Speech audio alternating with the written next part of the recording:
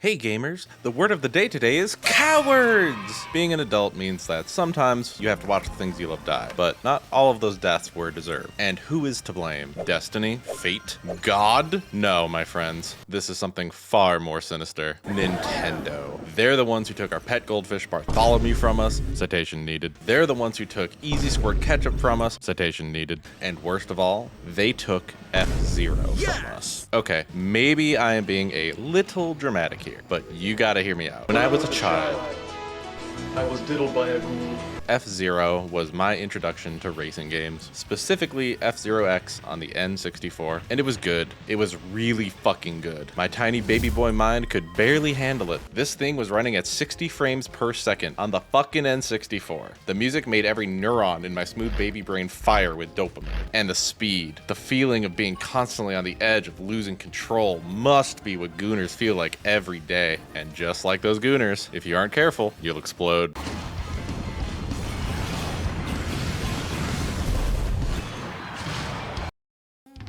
Oh, what do we have here? I am just now seeing this game footage while my microphone is out. Oh me, oh my. This is Aero GPX, the game Nintendo is too cowardly to make. The fans saw the writing on the wall, F-Zero was dead, there hasn't been a new game since 2004. That one doesn't count, I will get to that. As I was saying, the fans saw that Nintendo wasn't going to be making a new true big blue F-Zero game ever again, so they took matters into their own hands. And when I say fans, I mean one man, Aaron McDevitt. I fucking love this guy, dude. I followed him on X, the everything app, since I heard about the game. He's gone out of his way to highlight other creators in the indie space, which I have lots of respect for. And he's been developing the game in Unreal. So in a way, we're like engine Eskimo bros in that we have both been bent over by Epic at some point in our lives. Huh? Aero GPX is amazing, and I want to show you why. I could explain it with, like, the words and shit, but instead, I want you to feel it. Join me in my mind palace, and let me set the stage. You pull up to the starting line, surrounded by other racers. You start your engines. The countdown begins. You take off from the starting line. Everyone is packed tightly together, fighting to try and get out. The music fades in, picks up as you hit the first boost, and let's fucking go. It's fucking time. Nothing is fast enough. Everything is chaotic, and I want more.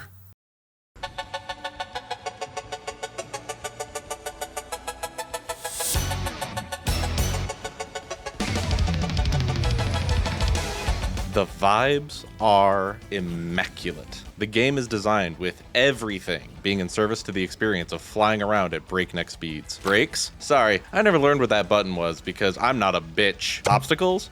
Nah, those are speed boosts. Hazards? Oh, I'm sorry. I think you meant sick jump pads. And do not get me started on the aerials. I will glaze this game for hours over how awesome the aerial gameplay is. Do not check the video runtime. You're stuck in here with me, fuckboy. I have a little self-control, so I will just say that you can hit 6 spins to get more speed if you land them out of aerials, and also, you can do this.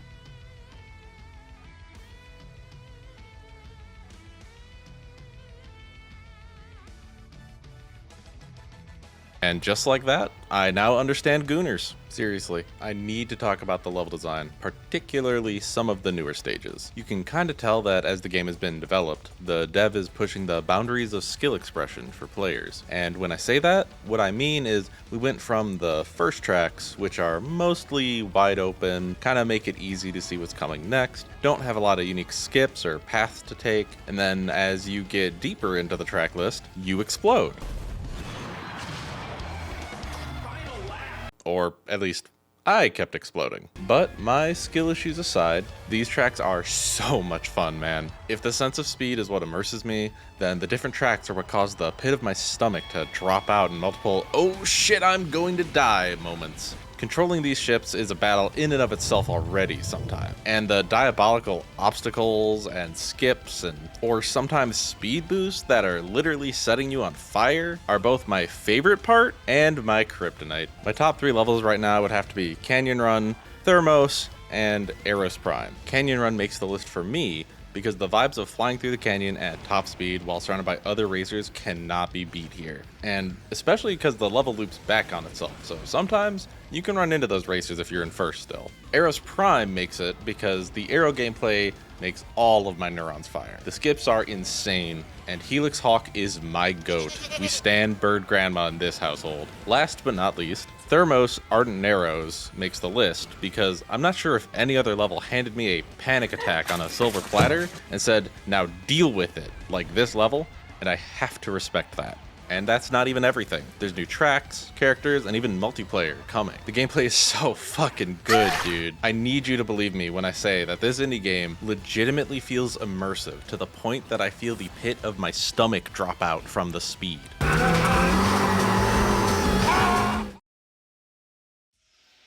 But we aren't going to just talk about the gameplay. Oh no, because while one man had the vision for this game, he did not work alone. The music was created by the legendary Myrone, and it is what you have been mostly hearing throughout this video. Every single track is a certified banger. My only complaint about the music is that when I finish a race, it stops. I legitimately want longer racetracks with more laps just so I can finish more songs while driving at top speeds. Do not listen to this game soundtrack while driving unless you want speeding tickets. I would make a tier list of the song, but I would literally put all of them in S tier, so what the fuck is the point? On a more personal note, the soundtrack brought me back to the days when I was first introduced to F-Zero. I was like fucking 5 or 6 years old, and even my smooth, young, stupid, idiot baby brain was able to recognize that the music was top tier. But this was the late 90s, very early 2000s, my dear gamer. I could not just go onto my parents' PC and download the soundtrack along with 42 viruses on LimeWire yet. So what is a baby gamer to do? I grabbed my cassette player with microphone, locked in a blank cassette, and held that microphone up to my tube TV speakers and recorded that shit illegally, like a gangster. It sounded like shit.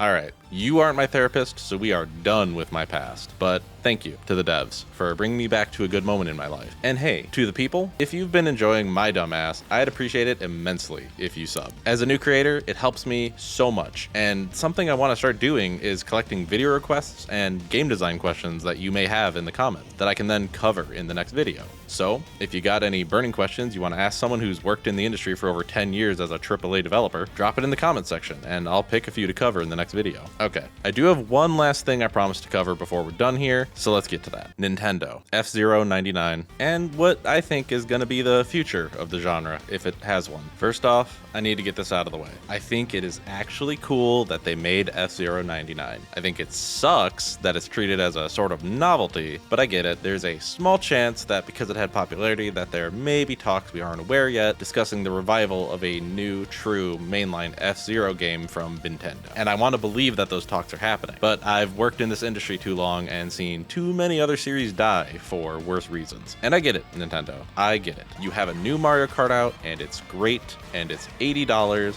and you want people to buy it. I get it, but I don't have to like it. I'm not even a diehard fan of the series, but Aero GPX reminded me about the magic of this genre, and I just wish there was more. But hey, I don't want to be too doomer, and I want to shout out Aaron and the team behind making this crazy fun game. You are proving that it is more and more becoming the reality that when we can't trust AAA to give us what we want, the people will simply do it themselves. Thank you.